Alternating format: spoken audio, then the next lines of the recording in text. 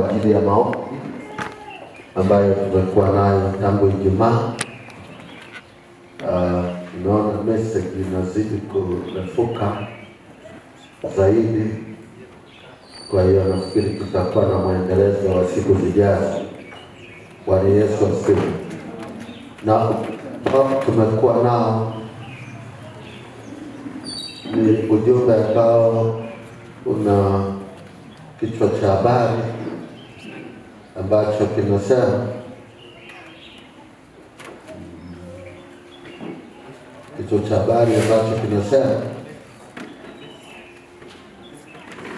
ijue nguvu au misingi ya nguvu na uitunze pia. Ushindi, tukaona misingi ya Mungu ni hii. Misingi ya Mungu ni watumishi wake. Tulisoma Efeso 2 ile sura ya 18 kwamba tumewekwa kwenye msingi wa watumishi. Unapopewa mtumishi, yule ni msingi wako. Maandiko mengine yanamuita mzaliwa wa kwanza. Haleluya.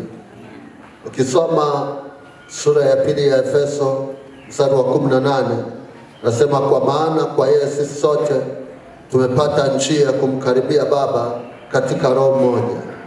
Basi tangu sasa ninyi si wageni wala wapitaji, bali ni wenyeji pamoja na watakatifu, watu wa nyumbani mwake Mungu. Mstari wa 20, mmejengwa juu ya msingi. Sema tumejengwa juu ya msingi wa mitume na manabii, naye Kristo Yesu mwenyewe ni jiwe kuu la pembeni. Kwa hiyo tuliona tumejengwa. Msingi ulionao ni wale viongozi, wale wachungaji tuliopewa tuongoze, mitume tuliopewa tuongoze, manabii tuliopewa tuongoze. Ndani wale ni msingi wao ambao unapojenga au unapojijenga juu yao utastawi. Amen. Haleluya. Amen. Ushindi uko hapo. Kwa mfano, tuliona Mathayo 16:18 akisema wewe ndiwe Petro, na juu ya mwamba huu nitalijenga kanisa, malango ya kuzimu hayatalishinda. Juu ya mwamba huu nitalijenga kanisa langu, wala malango ya kuzimu hayatalishinda. Amen. Bwana Yesu asifiwe. Amen. Haleluya.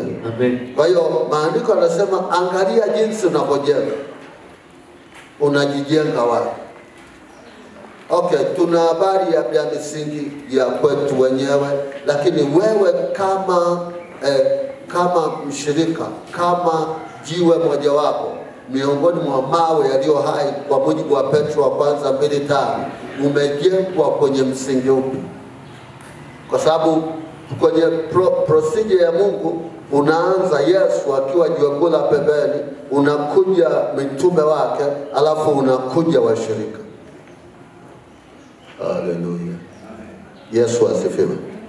Kwa hilo tuliangalia sana na tumejifunza vingi ambavyo yawezekana nisivirudie vyote, lakini naomba nianzie mahali fulani, maana niliyoyapata kidogo ni mengi, lakini acha nianzie mahali fulani. Bwana Yesu asifiwe. Amina. Yesu asifiwe. Amen. Na tutaangalia ujumbe, labda mchana nitaenda na kingine na jioni nitaenda na kingine pia, lakini hebu tuangalie kidogo hapa. Tutaangalia madhara yanayotokana na kuwashambulia au kuwapiga watumishi wa Mungu. Madhara yanayotokana na kuwashambulia ama kuwapiga watumishi wa Mungu. Ni kweli kwamba watu wamekuwa na tabia ya kuwapiga watumishi. lakini pasipo kujua madhara yake. Pasipo kujua madhara yake. Bwana Yesu asifiwe. Amen. Haleluya. Amen. Okay. Sasa nimegawanya hili neno, jioni tutakuwa na sehemu nyingine, lakini acha tuangalie madhara. Kuna watu ambao familia zao zimepigwa na hawaelewi. Unaweza ukaona mtafuta mchawi. Nani amekuloga? Umelogwa mwenyewe, umejiloga mwenyewe. Umegusa mboni ya jicho la Mungu. Umegusa wapakwa mafuta wa Bwana. Chunga sana kinywa chako. Ukikuta watumishi wanatumika tena, na waonya wanawake. Wanawake mara nyingi mmetumika vibaya. Mwanamke anaweza akatumika vizuri, lakini pia akiamua kutumika vibaya anatumika vibaya kweli. Ukiona watu wenye vikao na mijadala ya watumishi, wanawake wana 99%. Wanakaa, unajua tunaenda kwenye huduma, anafanya hiki, anafanya hiki. Wakiamua kueleza mabaya, yanaenea kweli. Na wakiamua kusema mazuri, yanaenea kweli kweli. Amen. Haleluya. Amen. Lakini madhara tuliona, unajua shetani alijua mahali anaweza kupita afikishe ujumbe wake kirahisi ni kwa mwanamke. Kwa sababu wengine hawana ubize na kazi, wana ubize na umbea. Sasa huu umbea utakugharimu, kwa sababu unaweza ukapambana. Okay, hebu turudi hivi. Turudi, tuzungumze taratibu. Wale watumishi mnaowaona maeneo mbalimbali, iwe wanafanya vizuri au sio vizuri, kuna aliyewaweka na watatoa hesabu kwako. Kazi yako wewe, utakapoona udhaifu, utakapoona shida, usiinue mdomo kuusema. Mungu akikupa neema, waombe. Amen. Kama huwezi kuomba, nyamaza, shona mdomo wako. Kwa sababu haijalishi yuko mahali anakosea, haijalishi anafanyaje, lakini yuko mhukumu wako. Na unapomuingilia Mungu, unaingia kwenye adhabu, kwa sababu umeingilia kazi sio kuhusu. Mwajiri wake sio wewe. Haleluya. Amen. Haleluya. Kwa hiyo ukikuta popote penye mtu anaitwa mtumishi wa Mungu, hata kama ana watu wawili, maadamu tu kuna watu wawili wametoka nyumbani kwao wakaamua kwenda kumsikiliza huyo mtu, chunga sana mdomo wako. Madhara namba moja, andika. Tunakutana na ukoma. Ukoma. Ukoma. Ukoma. Ukoma unaweza ukaingia kwenye kazi yako. Ukoma unaweza ukaingia kwa familia yako, kwa watoto wako. Ukoma unaweza ukaingia kwenye hali yako kiroho. Ukoma unaweza ukaingia kwenye mwili wako. Ukoma nini? Ni madhara. Kuna magonjwa mengine yanakuja na hayaondoki, kwa sababu ni ukoma ulioachiliwa ili kukushughulikia, kwa sababu umegusa mahali pasipogusika.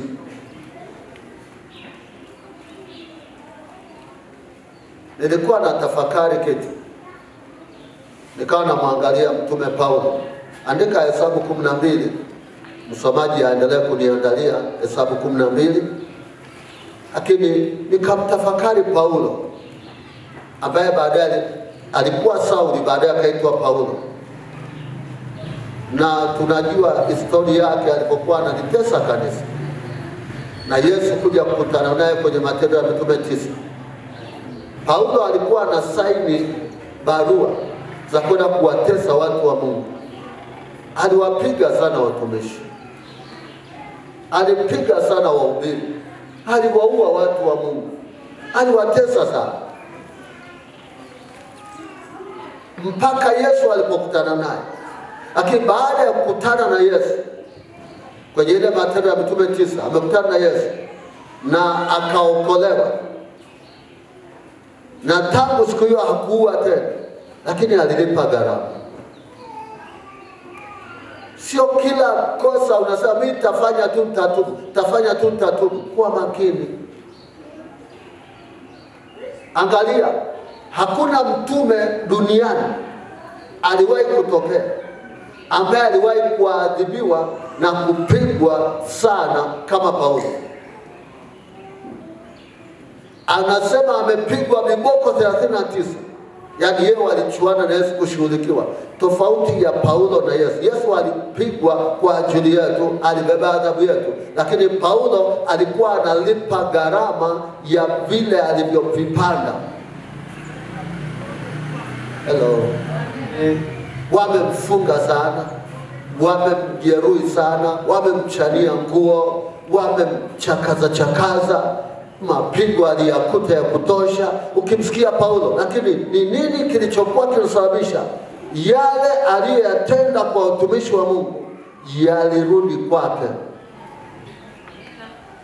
Hello. Amen. Soma Hesabu 12. Hesabu sura 12 mstari wa kwanza.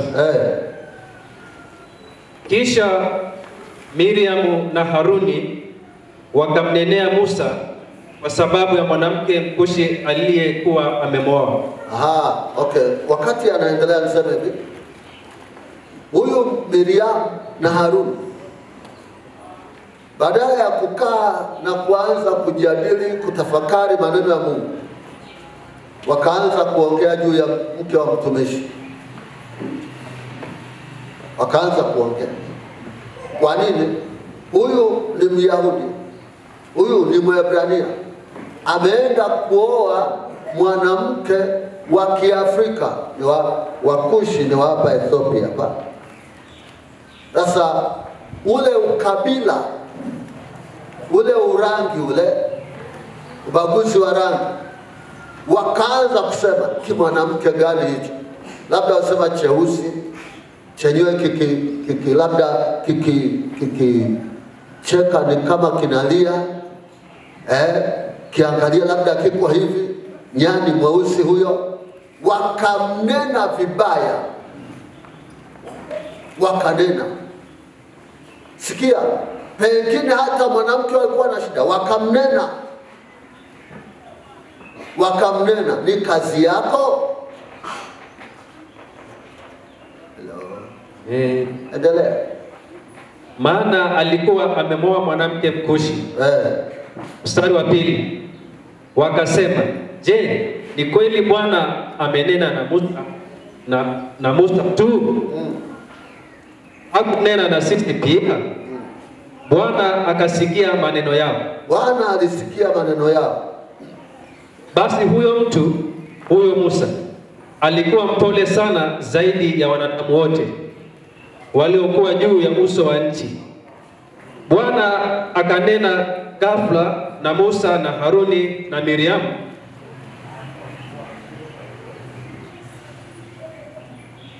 Bwana akanena ghafla na Musa na Haruni na Miriamu na kuwaambia, tokeni nje nyinyi watatu, muende hemani mwa kukutania. Basi hao watatu wakatoka nje. Bwana akashuka katika nguzo ya wingu, akasimama pale mlangoni pa hema, akawaita Haruni na Miriamu, nao wakatoka nje wote wawili. Kisha akawaambia, sikilizeni basi maneno yangu. Akiwapo nabii kati yenu, mimi Bwana nitajifunua kwake katika maono, nitasema naye katika ndoto.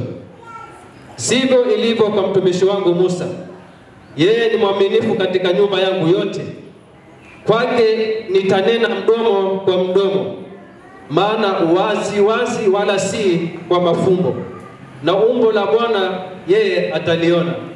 Mbona basi nyinyi hamkuogopa kumnenea mtumishi wangu huyo Musa? Hasira ya Bwana zikawaka juu yao. Mbona hamkuogopa? Ngeukia mzombe, mbona hamkuogopa? Mwambie, mbona hukuogopa kumnena mtumishi wa Bwana? Endelea. Hasira ya Bwana zikawaka juu yao. Naye akaenda zake, kisha hilo wingu likaondoka kutoka pale juu ya hema. Na tazama, Miriamu akawa mwenye ukoma. Akawa mwenye ukoma. Sia. Akawa mwenye ukoma. Ni nini kimesababisha? Hello. Bwana Yesu asifiwe. Amen. Hallelujah. Kwa nini tunanena? Sasa viko vitu ambavyo vinatukwamisha mahali, kumbe ni vinywa vyetu vimetukosesha. Vinywa. Nilipokuwa mahali fulani pale nilipopokea, ndio sisi wakati wetu tunataka watumishi waende kama tunavyotaka sisi, na tumekuwa majaji wakati mwingi. Kwa unakuta mtu anasema huyu askofu huyu. Anawaambia, kama wewe una shida na askofu si uende. Unakuta labda ni mwalimu wa kwaya, ni kiongozi fulani, amekaa, nilikuwa nasikia vibaya. Kaambia hapana, haiwezekani. Lakini iligharimu pia, kwa sababu miongoni mwa wale watu waliokuwa kinena, fikiri mimi nimeokoka, nimewakuta kanisani na bado nimewaacha kanisani, na wamefika mahali hata vile walikuwa wanafanya wameshuka. Mtu anazeeka na maisha yale yale. Lakini mtu ambaye akikaa kidogo lazima amseme askofu, kaa kidogo. Mpaka leo mwingine nimeona kabisa amekuwa kama ombaomba kabisa. Ni apigie mtu aliyetoka kanisani, apate sijui ni mchungaji aliyetoka na yule, leo sina chakula, hali iko pale, mdomo. Mara ya mwisho nilimwambia kuna vitu unataka kutengeneza, umekosa connection ya askofu. Kwa nini sisi wengine tumetoka? Sisi kanisa tumetoka watu wachungaji zaidi ya 60.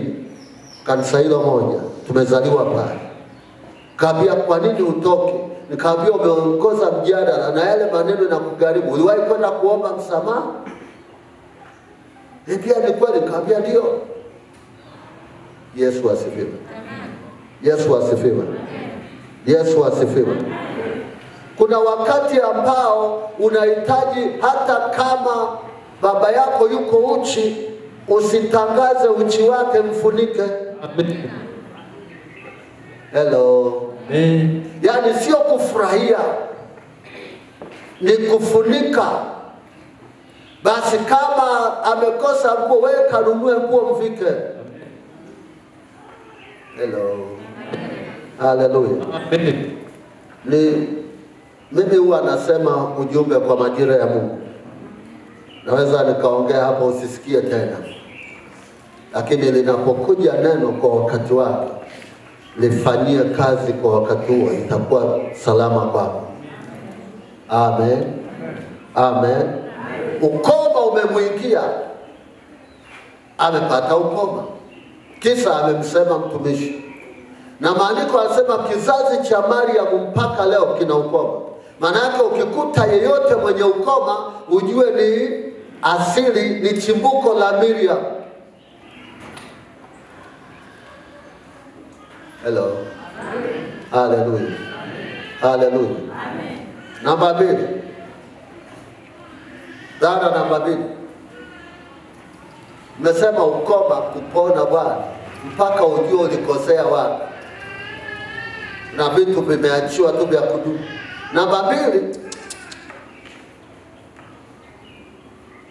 tunakufa vifo vya kutetanisha.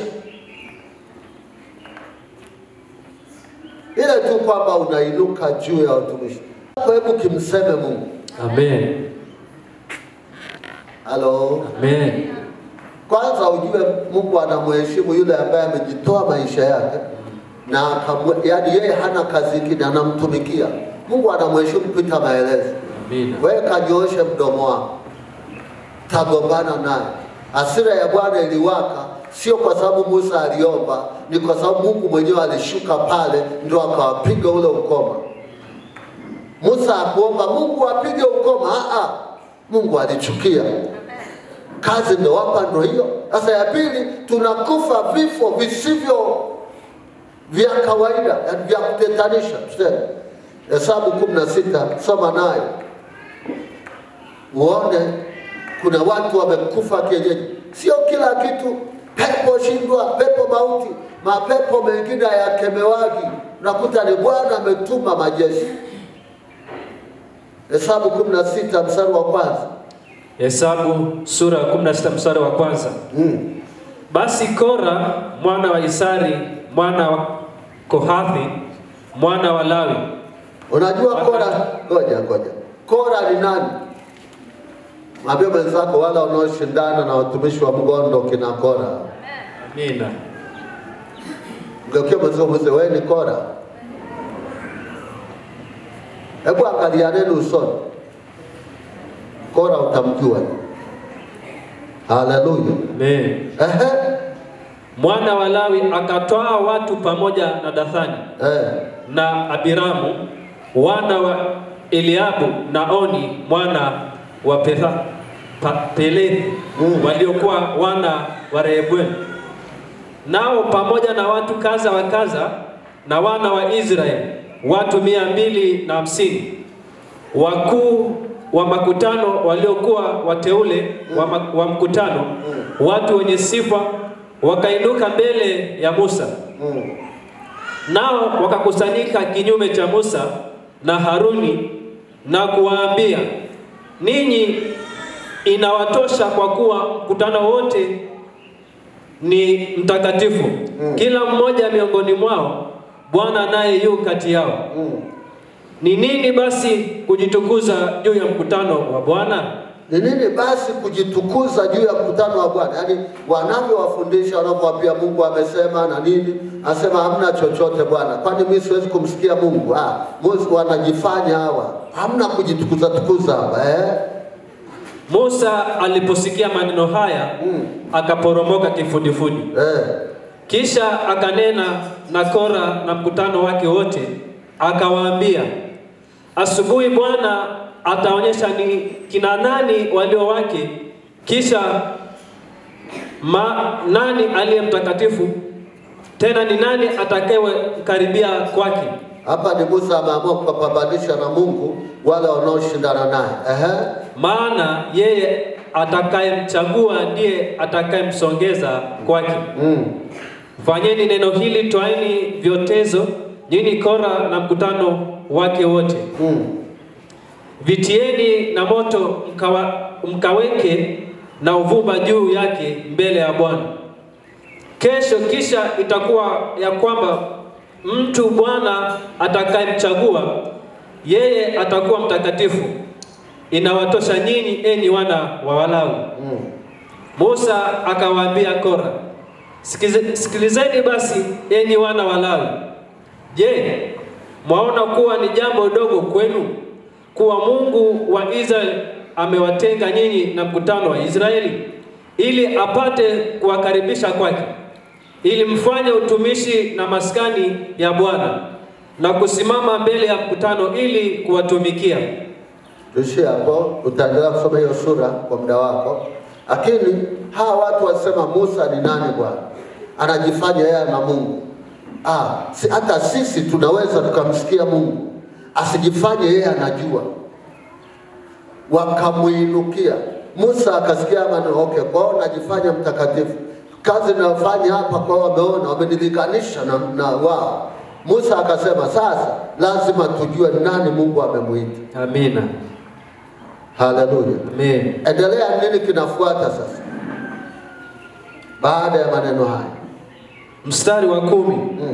Tena ya kuwa amekuleta uwe karibu na ndugu zako wote wana wa Lawi pamoja nawe. Nani je, wataka na ukuhani pia? Kwa sababu hii wewe na mkutano wako wote mmekusanyika kinyume cha Bwana. Na Haruni je, yeye ni nani hata mkamnong'onikia? Twende mstari wa 20. Mstari wa 20. Kisha Bwana akanena na Musa na Haruni na kuwaambia, jitengeni nyinyi mkaondoke kati ya mkutano huu, ili nipate kuangamiza mara moja. Endelea. Mstari wa 22. Nao wakaporomoka kifudifudi wakasema, Mungu wa roho za wenye mwili wote, je, mtu mmoja atafanya dhambi nawe utaukasirikia mkutano wote? Bwana akasema na Musa na kuwaambia, nena na mkutano na kuwaambia, ondokeni nyinyi hapo karibu na maskani ya Kora na Dathani na Abiramu. Basi Musa akainuka na kuwaendea Dathani na Abiramu. Nenda mstari wa 28. Mstari wa 28. Musa akasema, kwa jambo hili mtajua ya kwamba Bwana amenituma. Rudia huo mstari. Musa akasema, kwa jambo hili mtajua ya kwamba Bwana amenituma. Endelea. Ili nifanye kazi hizi zote, kwa kuwa mimi sikuzifanya kwa akili zangu mwenyewe. Endelea 29. Mstari wa 29. Kama watu hawa wakifa kifo cha siku zote, kama watu wote wafanyavyo, au kama wakipatilizwa kwa mapatilizo ya watu wote, hapo basi Bwana hakunituma mimi. Ndio. Mstari wa 30. Lakini Bwana akiumba kitu kipya, na hiyo nchi ikifunua kinywa chake na kuwameza pamoja na wote walio nao wakashukia shimoni wali hai, ndipo mtatambua ya kwamba watu hawa wamemdharau Bwana. Safi. Mstari wa 31. Basi ilikuwa hapo alipokwisha kusema maneno haya yote, nchi iliyokuwa chini yao ikapasuka. Nchi iliyokuwa chini yao ikafanyaje? Ikapasuka. Unaelewa maana ya kupasuka? Pasuka. Nchi, mstari wa 32. Nchi ikafunua kinywa chake na kuwameza na watu wa nyumba zao na wote walioshikamana na Kora na vyombo vyao vyote. Unaona kwamba walikufa kifo cha kutetanisha. Sababu nini? Waliposhindana Musa akasema, kama watakufa kifo cha kawaida, sio Mungu aliyenituma. Lakini kama watakufa kifo cha tofauti, basi nchi na ifunuke. Na nchi ile ikafunuka. Yaani ghafla tu unaona, kwa mfano hapa umekaa, alafu unaona ghafla panafunuka alafu wote wanaingia huko, alafu nchi ikawafunika wasionekane. Maana yake hutaona ndugu yako useme hata kaburi lake liko mahali. Maana hata ungechimba hujui Bwana alifunua hiyo nchi wakaenda mpaka wapi. Kosa ni ukora. Mwambie wenzako acha ukora. Haleluya. Amen. Yesu asifiwe. Amen. Yesu asifiwe. Amen. Haleluya. Amen. Hiyo ni dhara la pili ambalo unaweza ukaona. Kwanza tumesema ni ukoma. Lakini ya pili unaweza ukafa kifo cha kutetanisha. Namba 3.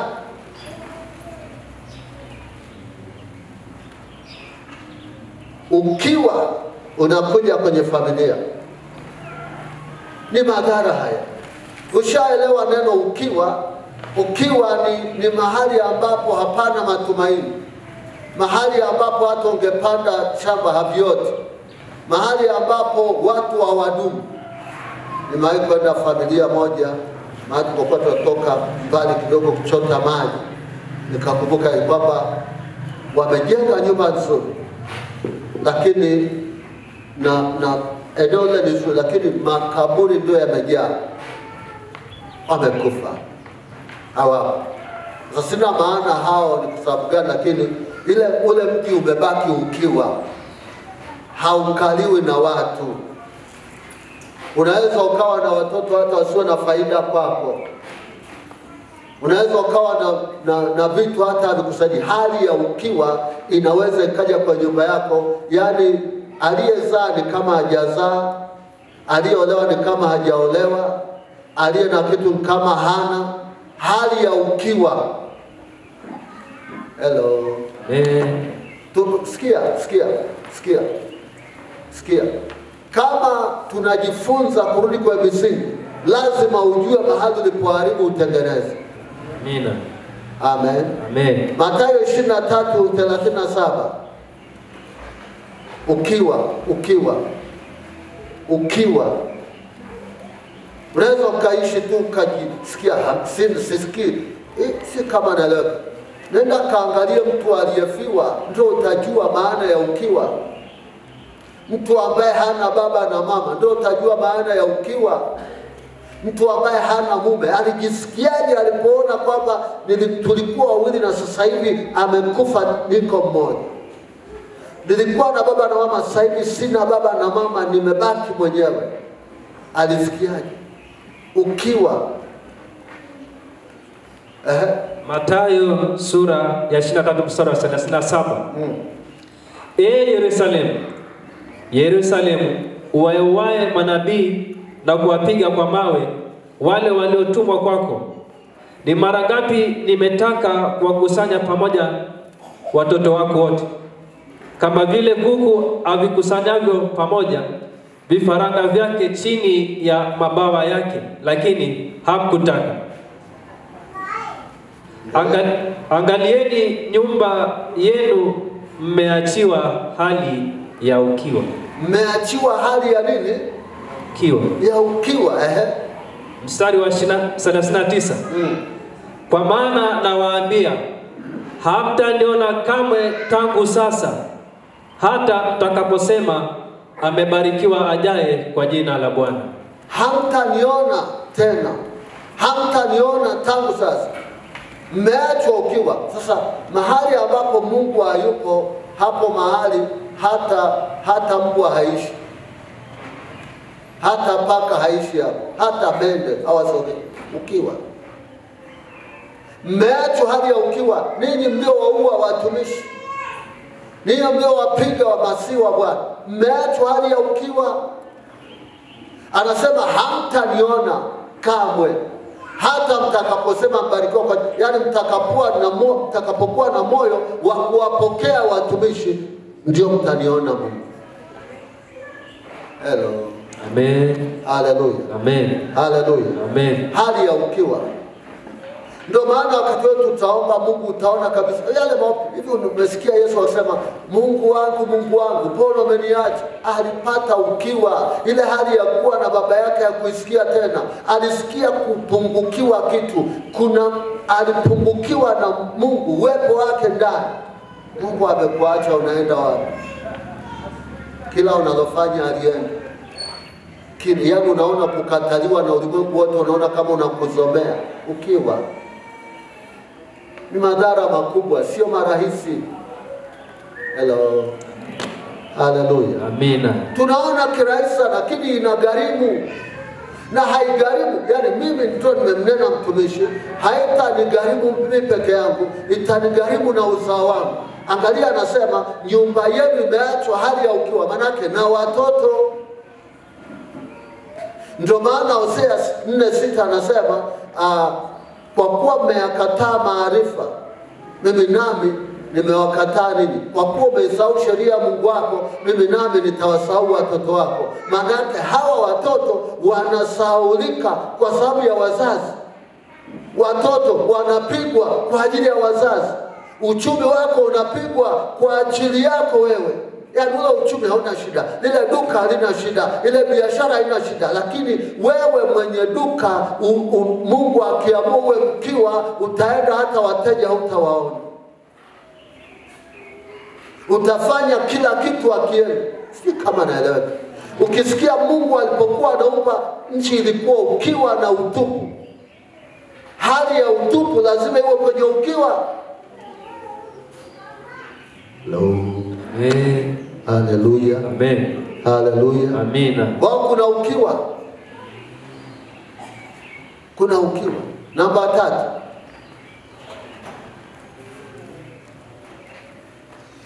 nyakati zote tunaishi kwenye hatia. Nyakati zote, namba 4, nyakati zote tunaishi kwenye hatia.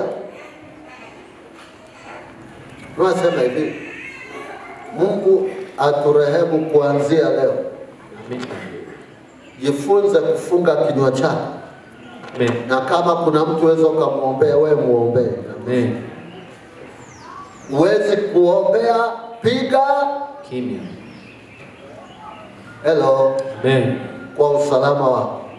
Sio kalipa gharama. Sio kalipa gharama. Angalia Mathayo 7:1. Mathayo 7:1. Mathayo 7:1. Mathayo sura 7 mstari wa kwanza. Msihukumu, msihukumiwa nini? Msihukumu, msije mkahukumiwa nini?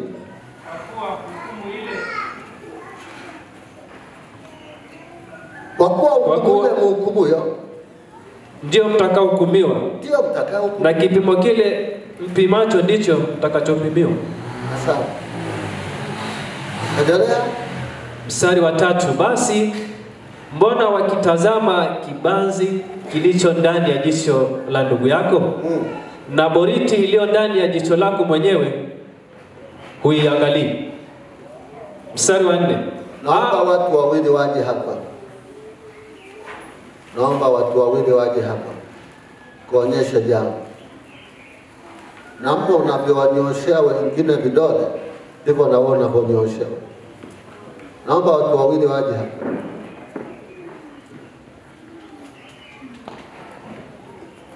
Haleluya. Yesu asifiwe. Amina. Asa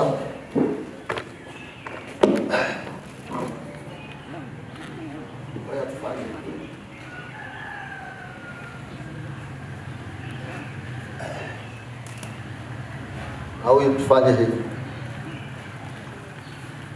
Hebu geukieni huko mbele waone huko. Kuna nini kwenye visogo vyao? Mbuzi. Huu ni uchafu, maana sio sehemu yake, si ndio? Ndio. Sasa nataka wewe sasa mwambie mwenzako, nioshe mwenzako vipi? Mbona unatembea na uchafu? Angalia nini?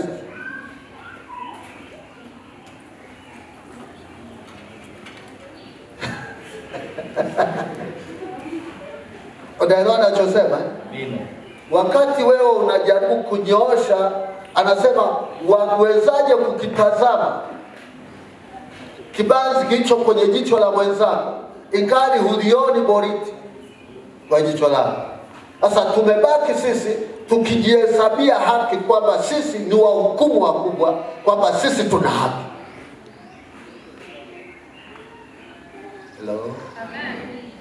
Na hatia ndio ilikopatikana kwamba huyu anamuona huyu mbaya, lakini fikiri na wewe ni mbaya. Lakini tungesaidiana kwa upendo. Ndugu yangu, kuna kauzi kamekaa hapa, ngoja nikutoe Bwana. Nakupenda ndugu yangu. Na wewe ukamgeukia mwenzako, kweli aise, na mimi naona hapa. Oh.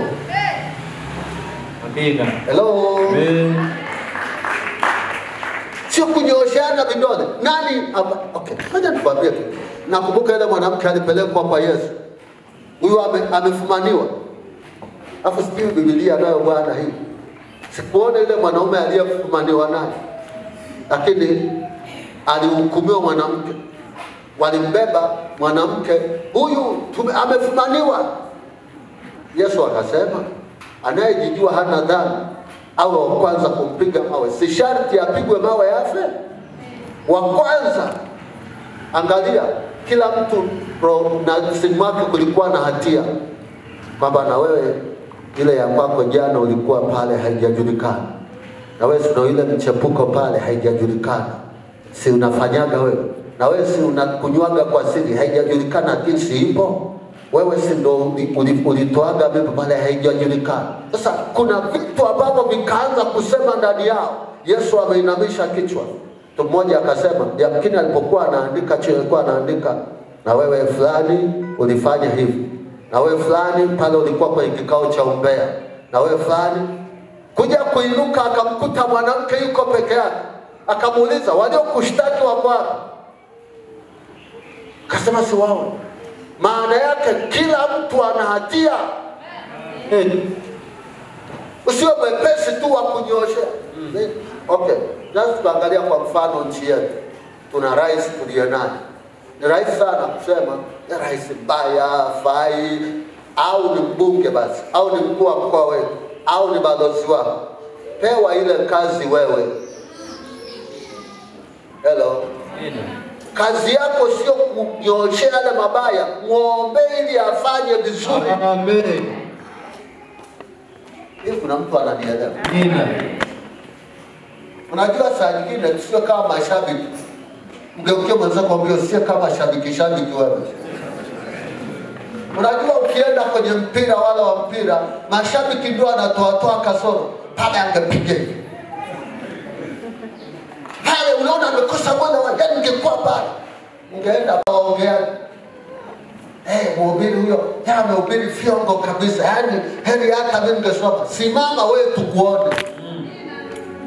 Una adabu kabisa. Haleluya. Amen. Yesu asifiwe. Amina. Utanipenda tu hata kwa fimbo. Amen. Tuko sawa? Amen. Umeona tatizo kwa mwenzako lisiwe ndio tangazo.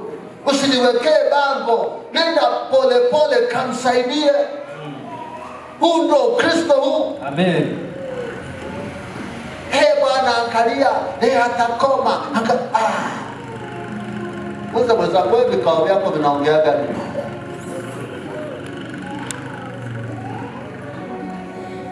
Usihukumu, usiyokahukumu. Wawezaje kukitazama kibanzi hadi kusoma hapo? Basi mbona wakitazama kibanzi kilichoko ndani ya jicho la ndugu yako, na boriti iliyoko ndani ya jicho lako mwenyewe uiangalie? Au utamwambieje nduguyo, niache nikitoe kibanzi katika jicho lako, na kumbe mna boriti ndani ya jicho lako mwenyewe? Mnafiki wewe. Mnafiki, sio mimi nimesema. Geuke jirani yako mwambie Biblia imesema mnafiki.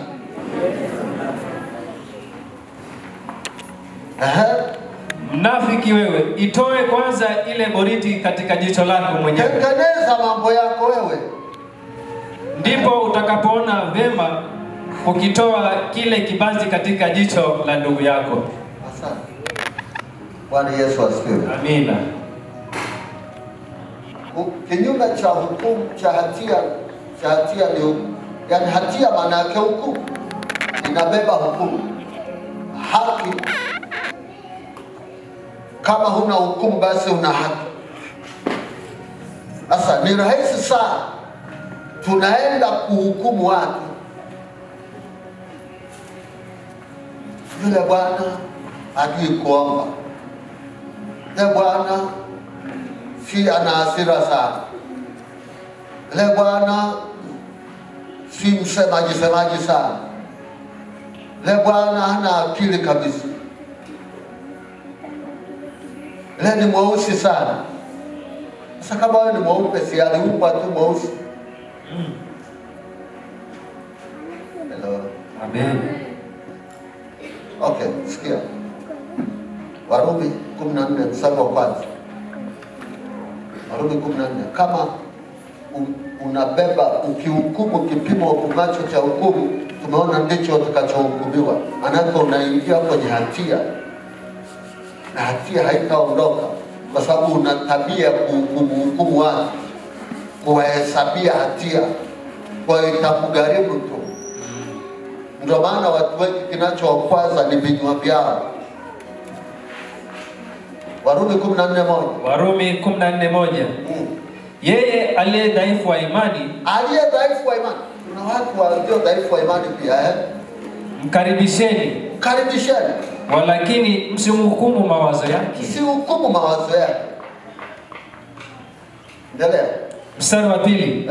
Mtu mmoja anayo imani anakula vyote. Ndio. Lakini yeye aliye dhaifu hula mboga. Kuna mwingine anakula mboga. Hawezi kula mboga. Yeye alaye asimdharau huyo asiyekula. Kama wewe unakula usimdharau mwenzako. Wala yeye asiyekula usimhukumu huyo alaye. Kwa maana Mungu amemkubali. Mungu amemkubali. Huyo wewe unamkataa. Vile alivyo. Na wewe akikudharau usiogope.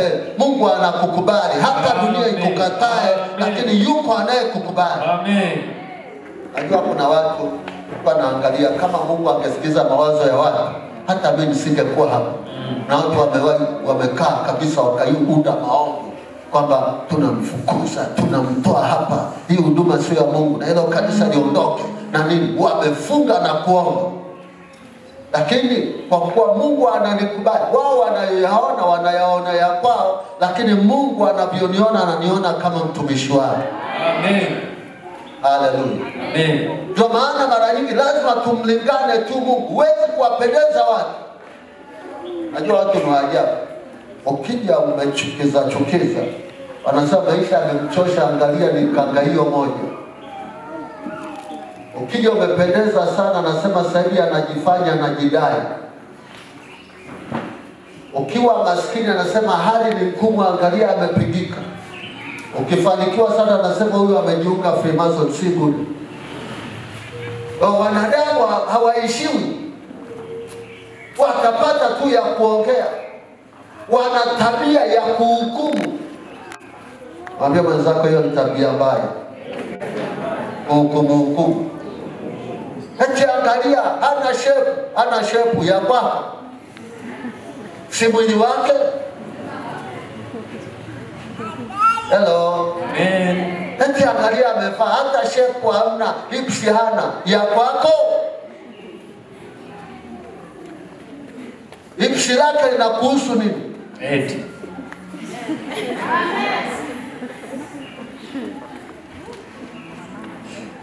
Eti hana kalio, kwani anakaliaga nini?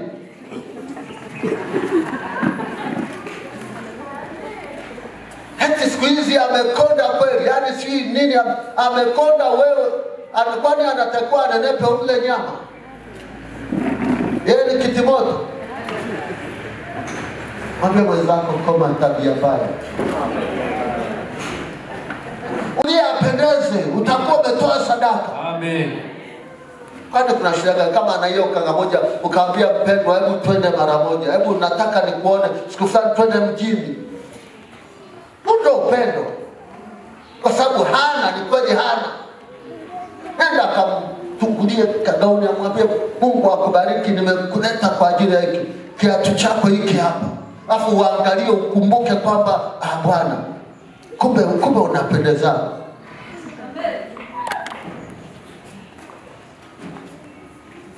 Anakuja Yesu. Anakuja Yesu. Wanaohukumu watabaki.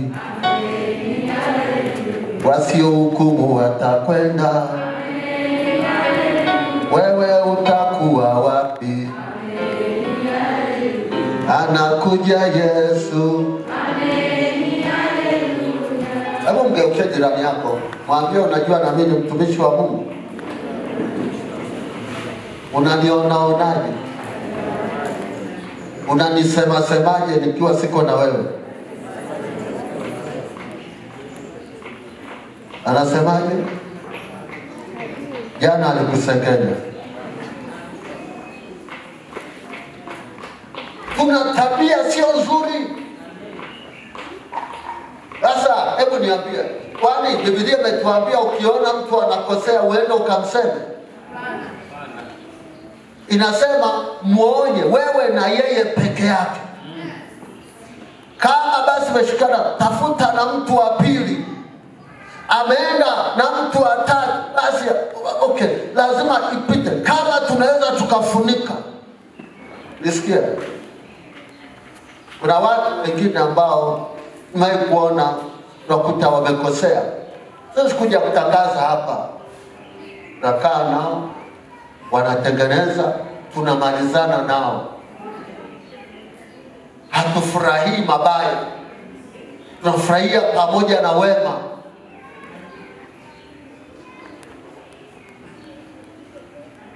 Mechukia? Haleluya. Amen. Haleluya. Amen. Yesu asifiwe. Amen. Kwa hiyo tuwe makini. Hukumu ile hukumuyo ndio utakalo. Usimhukumu mwenzako. Bwana Yesu asifiwe. Amen. Haleluya. Amen. Usihukumu usije ukafanya Hukumiwa. maana kipimo hicho upimacho ndicho utakacho Pimiwa. na hukumu ile hukumuyo ndio utakayo hukumiwa. Angalia Mambo ya Nyakati wa Kwanza sura ya 16 mstari wa 22. Narudi kwenye point muhimu. Nyakati wa Kwanza sura ya kwanza ni sura ya 16 mstari wa 22. Nyakati wa Kwanza sura ya 16 mstari wa 22. Akisema, msiwaguse masihi wangu, wala msiwazuru nabii zangu. Mwimbieni Bwana nchi yote. Nchi hapo. Msiwaguse nani? Wala msiwadhuru nini? Nabii zangu. Tumeona kwa Mathayo kule nyumba yenu na kwari ukiwa maana mwapiga manabii. Kuna wengine ambao wanatembelea adhabu ya wazazi wao. Kama umekuwa na familia au umetoka kwenye ukoo na ukubali watumishi wa Mungu, ni kuna neema ya kitumishi na ya kikuhani inatembea na familia yenu. Amina. Kama umetoka kwenye familia inayopingana na watumishi. Hello. Amen. Hallelujah. Amen. Hallelujah. Amen. Unaingia kwenye laana ya kupigwa kwa sababu ya kuwapinga, kuwashambulia. Leo unajua kuna wengine ni wapinzani tu hata wa mambo mema. Nenda hata kwenye nchi, mpinzani ni mpinzani tu. Haiwezekani kiongozi akawa afanye mambo mazuri. Hata kama kuna makosa lakini kuna mazuri yanafanya. Lakini mpinzani hata ukijenga, sona kama ile jengo. Kuna mtu alikuwa anapiga hana chochote hapo. Lakini alipoona tumejenga anasema wapi? Angalia hata alipojenga, unaona hata kuna ufaufa pale. Itapita tu barabara, anasema barabara ndio amejenga, kisururi yani hakosi. Wewe kama kuna mtu ambaye hakupendi, akikuangalia tu atakutoa kasoro. Amen. Hello. Amina. Atakutoa nini? Kasoro. Kasoro. Angalia nywele zenyewe. Angalia leo gauni sio amevaa sio dikokoje. Unajua kama unampenda hata kile kibaya ukioni. Ukiona mtu anakuhesabia vikosa hakupendi. Kuna watu hawapendi watumishi wa Mungu, ndio maana wanawasema kuna hatia iko juu ya maisha yako. Kuna hatia iko juu ya watoto wako na itakugharimu. Jifunze kunyamaza. Hello. Kija kuwa mkiwa usishangae. Kija kukataliwa usishangae. Kija kufa kabla ya wakati usishangae. Mambo yako mengi. Kora amemezwa na ardhi. Miriam amepata ukoma. Biashara zitapigwa. Sasa kwa nini tunataka mengine tutaendelea baadaye. Lakini sikia, naomba usimame.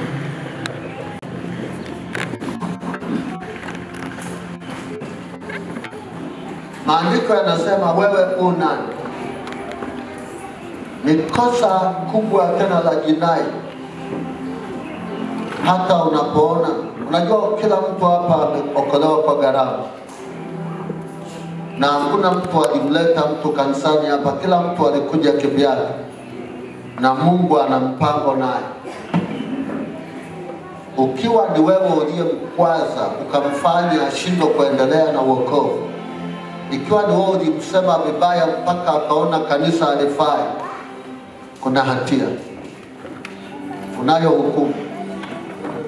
Mungu amesema kwa Bwana wake anasimama na kwa Bwana wake waanguka. Wewe ni nani? Ukiona tumesimama hapa, hatukujiita wala hukutuita. Tuliitwa na aliye juu.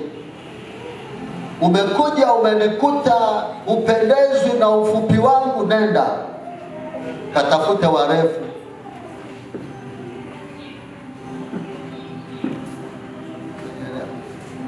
Manielewa? Kuna mtu asema pale bwana anafundisha amepoa. Nilivyoitwa sitalipuka, sijaitwa mimi hivyo. Akisimama Mama Abedi atarukaruka hapa, ndivyo alivyoitwa. Pamoja na ufupi utamuona tu akiruka.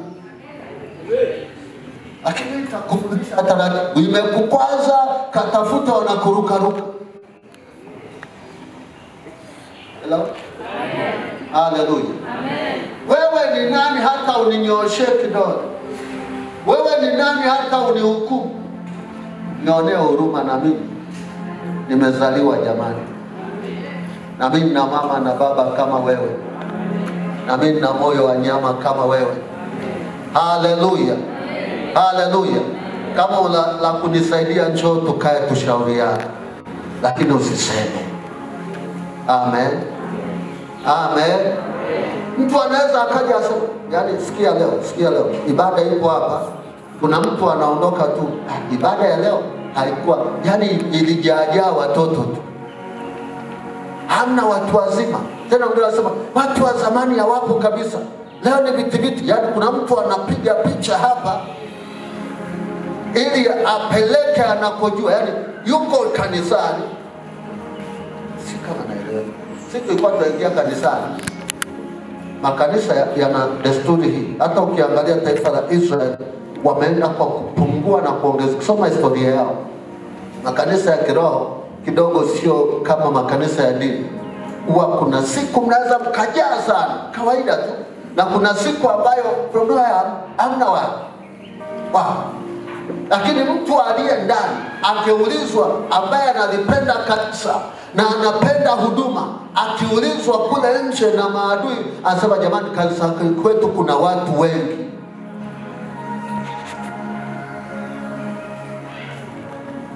No? Ibada ilikuwaje? Leo ilikuwa yani tumejaa mpaka tukakosa pa kukaa. Hata kama mlikuwa watano. Mahubiri yalikuwaje? Kwa kweli tumemuona Mungu. Leo tumemuona Mungu kwa namna ya tofauti. Hii ni habari mbaya kwa adui. Lakini ukienda ukamwambia leo tumepungua na nini na nini, kuna mtu anachekelea hapa, anatamani ili kanisa libomoke liende. Nasema uliyeko unayesubiri lidondoke, halitadondoka, litasonga mbele. Kama kuna pinzani huku, unajua sikia. Ukora ndio huo. Ukora hautaki tena. Saa ingine mtu ambaye hatoi hata sadaka ya ujenzi ndio anayetaka kanisa libomoke. Kafie uko mbali wewe, kanisa la Bwana liendelee. Hello? Haleluya.